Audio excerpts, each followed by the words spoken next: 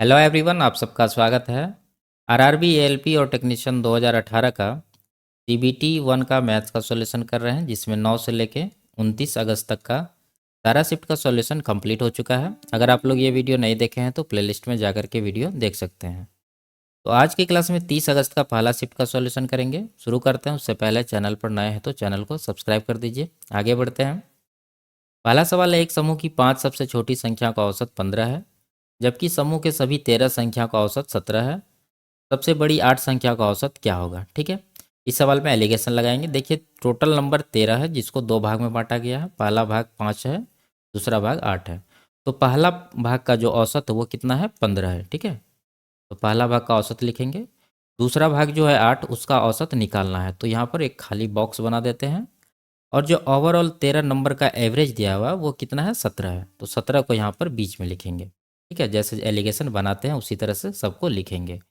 उसके बाद देखेंगे कि नंबर का रेशियो क्या बन रहा है। देखिए, पहला भाग है 5, दूसरा भाग है 8, तो 5 8 का यहाँ पर रेशियो बनेगा।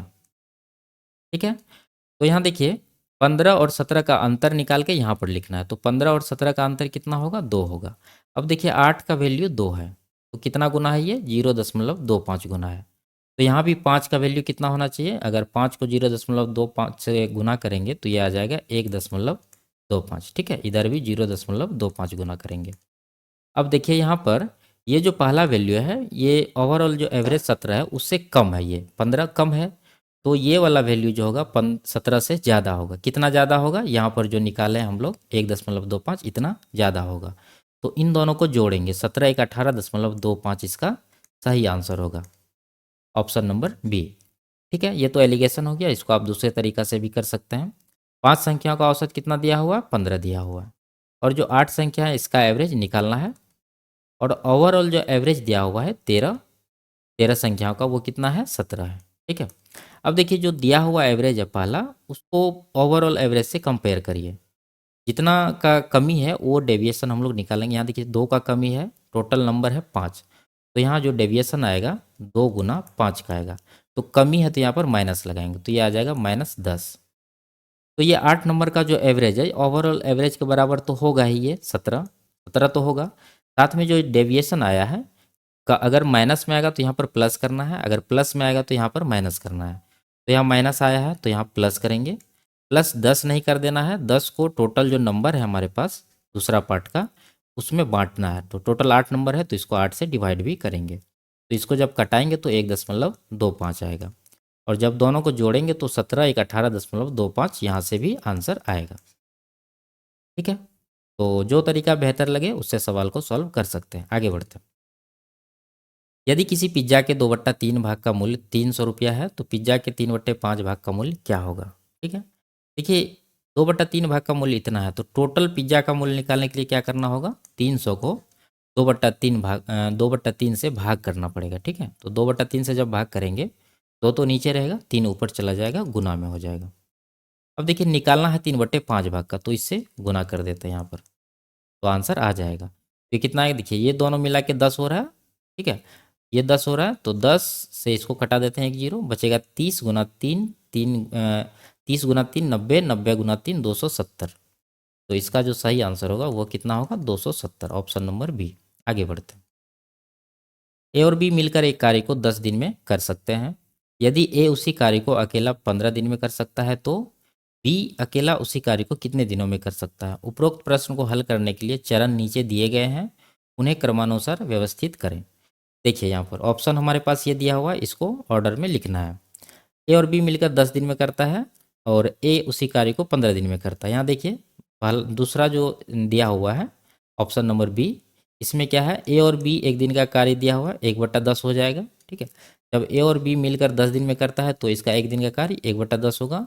और ए अकेले उसे 15 दिन में करता है, तो ए का जो एक दिन का काम होगा कितना होगा? 1/15। तो यहाँ से जब बी का वैल्यू जब हम लोग निकालेंगे तो क्या करना होगा? 1/10 में 1/15 माइनस करना होगा। तो ये जो बी है ऑप्शन नंबर बी, ये पहला स्टेटमेंट हो जाएगा। उसके बाद देखिए यहाँ पर माइनस किया हुआ है, तो ये हो जाएगा 2 नंबर का। उसके बाद देखिए जब इसमें इसमें ये माइनस होगा, यहाँ पर जब माइनस करेंगे तो क्या आएगा हमारे पास? 1/30 आएगा, तो ये तीसरे नंबर पर आएगा। उसके बाद जब बी एक दिन का कार्य 1/30 है तो बी पूरा कार्य को 30 दिन में करेगा। ठीक है, नीचे वाला आंसर होता है। तो यहाँ पर सी में बी अकेला उस कार्य को 30 दिन में कर सकता है। ठीक है, यहाँ पर निकाला हुआ है, तो ये स्टेटमेंट हो जाएगा चौथा। तो इसको ऑर्डर में लिख दीजिए, यानी कि बी ए डी सी। ठीक है, तो B A D C option number D इसका सही आंसर होगा। आगे बढ़ते हैं। किसी परीक्षा में चरण ने 54 अंक प्राप्त किए जो कुल अंकों का 72% के बराबर था। परीक्षा कितने अंकों की थी? देखिए 54 जो है वो 72% है, यानी 54 को 72% से डिवाइड करेंगे और निकालना है टोटल नंबर। तो टोटल कितना होगा? 100%। तो 100% से गुना करेंगे। परसेंट दोनों में नहीं लिखेंगे क्योंकि लास्ट में दोनों को कटना ही है। ठीक है, तो ये 18 या 54, 18 चौके 72, 4 से इसको कटाएंगे 25 बार में, 25 गुना 3 करेंगे तो ये 75 आएगा, ऑप्शन नंबर बी। ठीक है, आगे बढ़ते हैं। इन तीनों का एचसीएफ पूछ रहा है। देखिए ऑप्शन में सबसे बड़ी संख्या जो इन तीनों को काट देगा वही एचसीएफ होगा। तो सबसे बड़ी है 28। क्या 28 इसको काट रहा है? 56 को काट रहा है। 140 को 28 पंचे 140 होता है, इसको भी काट रहा है। ये 168 को काट रहा है, 28 या 84 दुना 168 होता है, ये भी कट रहा है।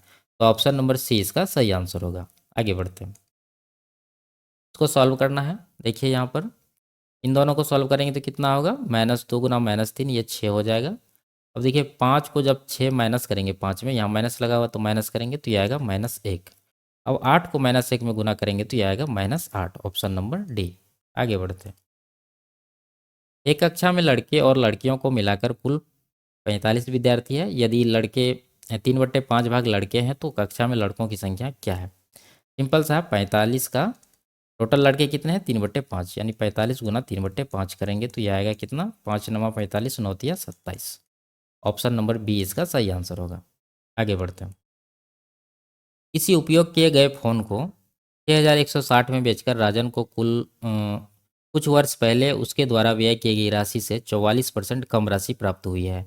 राजन को 5% लाभ प्राप्त करने के लिए इसे किस कीमत पर बेचना चाहिए? देखिए ये 6160 में बेचा है तो इसको 44% कम प्राप्त हुआ, यानी कि कितना प्राप्त हुआ है? 56%। यानी ये 6160 जो है ये 56% का वैल्यू है।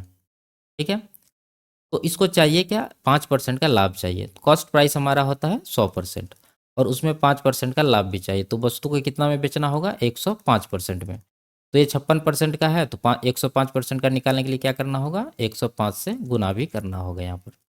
तो ये कटा देते हैं इसको, 8 सत्ते 56 कट जाएगा, 8 सत्ते 56, 8 सत्ते 56 जीरो, यानी कि 770। इधर भी कटा दीजिए 110 बार में। तो 110 गुना 105 करेंगे तो ये कितना आ जाएगा? ये आ जाएगा 11,550। ठीक है, ऑप्शन नंबर बी। आगे बढ़ते हैं। इस संख्या की 72% 90 है तो संख्या कितनी है? देखिए जो 90 है ये 72% है, संख्या होगा कितना? 100%। ठीक है, तो इसको निकाल देते हैं। 18 चौके 72, 18 पंचे 90, 4 से इसको कटाएंगे 25 बार में, 25 पंचे 125। ऑप्शन नंबर बी इसका सही आंसर होगा। आगे बढ़ते हैं। 69 को 3 भागों में इस प्रकार बांटे कि वे समांतर श्रेणी में हो जाए और उनके सबसे छोटे भाग का गुणनफल 483 होगा। देखिए 69 को 3 भाग में बांटना है और वो समांतर श्रेणी में होना चाहिए। अगर 69 को 3 से डिवाइड करेंगे तो बीच वाला भाग निकल जाएगा। जब 69 को 3 से डिवाइड करेंगे तो क्या आएगा? 23। अब पहला पद कौन सा होगा और अंतिम पद कौन सा होगा, कैसे पता करेंगे? यहाँ देखिए गुणनफल 483 है तो हम लोग ऑप्शन से इसको बना सकते हैं आसानी से। देखेंगे कि किसका जो छोटा वाला 2 भाग है उनका गुणनफल 483 हो रहा है। ठीक है, पर 5 या 15, 5 इकाई अंक बन रहा है, यहाँ पर इकाई अंक 3 है तो ये नहीं होगा। यहाँ देखिए 9 या 27, 7 बन रहा है, यहाँ 3 है, ये भी नहीं होगा। 7 या 21, 1 बन रहा है, ये भी नहीं होगा। यहाँ पर देखिए 3 1 का 3, इकाई अंक 3 बन रहा है, यहाँ भी इकाई अंक 3 है। तो हम लोग आसानी से इसको चेक करके आंसर लगा सकते हैं। ऑप्शन नंबर डी इसका सही आंसर होगा। नहीं तो अगर आप इसको बेसिक से करना चाहते हैं तो क्या होगा? मान लेते हैं कि इसका जो अंतर है वो x है, यानी डिफरेंस जो है x है। तो जो पहला पद हो जाएगा वो हो जाएगा 23 माइनस एक्स, बीच वाला तो 23 है और लास्ट वाला क्या हो जाएगा? 23 प्लस एक्स। ठीक है, 23 प्लस एक्स। अब जो यहाँ पर दिया हुआ है इनके छोटे भाग का गुणनफल 483, यानी कि इन दोनों को गुना कर दीजिए। 23 गुना 23 माइनस एक्स बराबर 483 और यहाँ से x का वैल्यू निकाल के इसमें रख दीजिए। 23 में वो x का वैल्यू माइनस होगा तो आंसर आ जाएगा 21। तो 21 और 23 इसका सही आंसर होगा। ठीक है, इसको सॉल्व कर सकते हैं। आगे आगे बढ़ते हैं। इसको सॉल्व करना है। देखिए यहाँ पर यहाँ से यहाँ तक हम लोग सॉल्व करते हैं। ये कितना होगा, 3/11 16 यानी 1116 गुना 372 है। इसको ये 3 बार में कटेगा, 3 3 भी कट जाएगा, बचेगा 1। यानी यहाँ से लेके यहाँ तक का वैल्यू का कितना आया, 1 आया है। अब 345 में 1 माइनस करेंगे, लेकिन यहाँ पर प्लस है तो पहले प्लस वाला को जोड़ लेते हैं। ये कितना आएगा, 5 2 7 4 2 6 3 1 4, 467 है, इसमें 1 माइनस करना तो 466 इस सवाल का सही आंसर होगा। आगे बढ़ते हैं। के का मान ज्ञात कीजिए जिसके लिए द्विघात समीकरण ये दिया हुआ हमारे पास कि मूल समान है। देखिए मूल जब समान रहता है तो डी का वैल्यू 0 होता है, ठीक है। यानी डी निकालने का जो फॉर्मूला होता है बी² माइनस 4ac बराबर 0 होगा। यहाँ से सबका वैल्यू रखेंगे, यहाँ पर के का मान निकल जाएगा। तो बी का वैल्यू कितना है, यहाँ देखिए एक्स का गुणांक क्या बचता है यहाँ पर 4√3। तो 4√3 का जब स्क्वायर करेंगे, ठीक है, 4√3 का जब स्क्वायर करेंगे तो कितना होगा, 4 चौके 16 या 48 होगा, ठीक है। लिख देते हैं एक बार, 4 गुना ए का वैल्यू है 4, यहाँ पर x² का जो गुणांक होता है वो ए होता है, और सी का वैल्यू यहाँ पर देखिए के है बराबर 0। तो ये 4 चौके 16 या 48 हो रहा है ये, और यहाँ पर 4 चौके 16 और गुना के 16 के होगा लेकिन माइनस में होगा, तो इसको उस तरफ भेज देते हैं तो वहाँ हो जाएगा वो 16 के प्लस में। तो 16 से इसको कटाएंगे 3 बार में, के का वैल्यू आ गया 3। तो के का वैल्यू ही पूछ रहा है, ऑप्शन नंबर 20 का सही आंसर होगा। आगे बढ़ते हैं। दो पाइपें हैं ए और बी, एक टैंक को क्रमशः 25 मिनट और आधे घंटे में भर सकते हैं।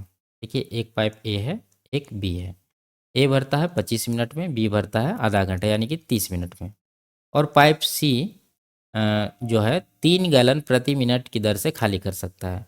यदि तीनों पाइप को एक साथ संचालित किया जाता है तो टैंक 15 मिनट में भर जाता है। यानी कि ए प्लस बी प्लस सी जब तीनों चलेगा तो टैंक जो है 15 मिनट में भर जाएगा। तो तीनों का कार्य क्षमता पहले निकाल लेते हैं। टैंक का कैपेसिटी कितना हो जाएगा, इन तीनों का एलसीएम 150 आएगा। इसको डिवाइड करेंगे 6 बार में, इसको डिवाइड करेंगे 5 बार में, और इसको डिवाइड करेंगे तो 10 बार में जाएगा, ठीक है। अब देखिए ए और बी का तो कार्य क्षमता यहाँ पता है लेकिन सी का नहीं पता है।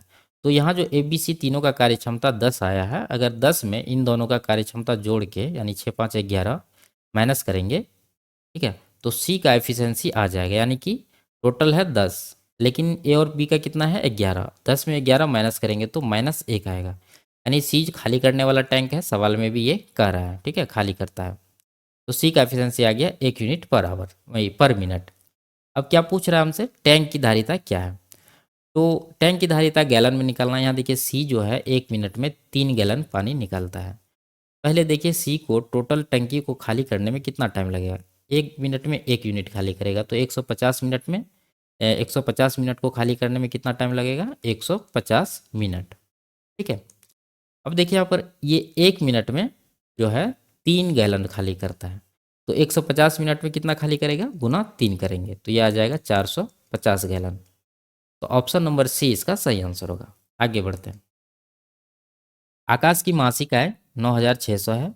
उसका मासिक खर्च उसकी आय का 60% है। उसकी मासिक बचत कितनी होगी। देखिए खर्च जब 60% है तो बचत कितना होना चाहिए, 40%, क्योंकि टोटल इनकम 100% ही होगा। उसको दो भाग में बांटेंगे, पहला भाग खर्च हो गया 60% और दूसरा बचत हो गया 40%।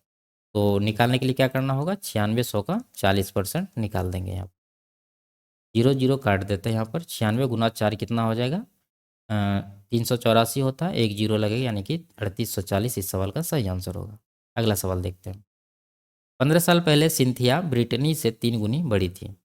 उनकी वर्तमान आयु का योग 94 वर्ष है। ब्रिटनी अब कितने वर्ष की है। देखिए दो लोग हैं, सिंथिया को एस लिखते हैं, ब्रिटनी को बी लिखते हैं। 15 साल पहले हम लोग चलते हैं क्योंकि 15 साल पहले का यहाँ पर कंडीशन दिया है। ब्रिटनी से 3 गुनी बड़ी थी सिंथिया, यानी ब्रिटनी जब x वर्ष की थी तो सिंथिया कितनी होगी, 3x। 15 साल पहले का ये बात है। अब वर्तमान आयु का योग यहाँ पर 94 दिया हुआ है, तो वर्तमान में आने के लिए दोनों में 15 जोड़ना पड़ेगा। तो दोनों में 15 साल जोड़ देते हैं और टोटल को जोड़ेंगे तो 94 करना चाहिए, क्योंकि यहाँ पर करा वर्तमान आयु का योग 94 है। तो टोटल जोड़ के कितना हो रहा है, 3x 1x 4x हो गया। इधर 15 और 15 30 हो जाएगा, बराबर 94 करेंगे। तो यहाँ से 4x का वैल्यू आएगा 30, 94 माइनस करेंगे तो कितना आएगा 64। तो x का वैल्यू आ गया 16, ठीक है। 4 से इसको कटाएंगे तो 16 बार में कटेगा। पूछ क्या रहा है, ब्रिटनी अब कितनी बड़ी है। ब्रिटनी को एक्स माने थे, एक्स का वैल्यू 16 आया है। 16 वर्ष 15 साल पहले थी, लेकिन वर्तमान में आने के लिए क्या करना होगा, इसमें 15 जोड़ना पड़ेगा। तो 16 15 कितना हो जाएगा, 31 वर्ष। तो ऑप्शन नंबर सी इसका सही आंसर होगा। कह रहा है किसी समचतुर्भुज की एक भुजा की लंबाई 61 सेंटीमीटर है और इसका क्षेत्रफल 1320 वर्ग सेंटीमीटर है। इसके विकर्ण की लंबाई का योग बताएं। देखिए पहले एक समचतुर्भुज यहाँ पर बना लेते हैं।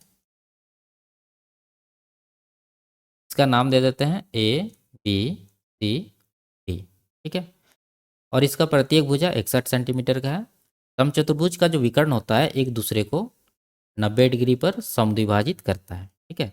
यानी ये जो काट रहा है ओ बिंदु पर, ये 90 डिग्री पर एक दूसरे को काटेगा और समद्विभाजित करेगा, यानी कि ये वाला और ये वाला दूरी बराबर होगा और ये वाला दूरी बराबर होगा, ठीक है। देखिए यहाँ पर DOC जो त्रिभुज है, ये छोटा वाला यहाँ पर, ये समकोण त्रिभुज है और कर्ण के साथ 61 है। तो हम लोग ये देख के समझ सकते हैं कि यहाँ पर ट्रिपलेट 11 60 61 का लगाया गया है, ठीक है। अगर आपको ट्रिपलेट याद है तो इसको आसानी से आंसर दे देंगे।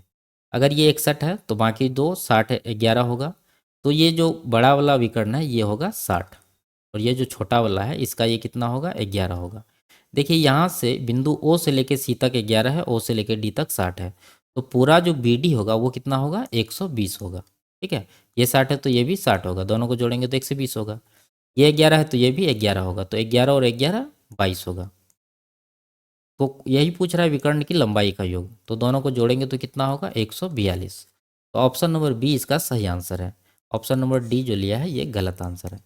ये तो हो गया ट्रिपलेट से। अब आप इसको बेसिक से कैसे कर सकते हैं, देखिए यहाँ पर क्षेत्रफल दिया हुआ और विकर्ण का पूछ रहा है, तो एक सूत्र होता है 1/2 गुना D1 गुना D2 बराबर 1320, ठीक है। तो यहाँ से D1 इंटू D2 कितना आएगा, ये दो जाके इधर गुना होगा, कितना हो जाएगा 2640, ठीक है।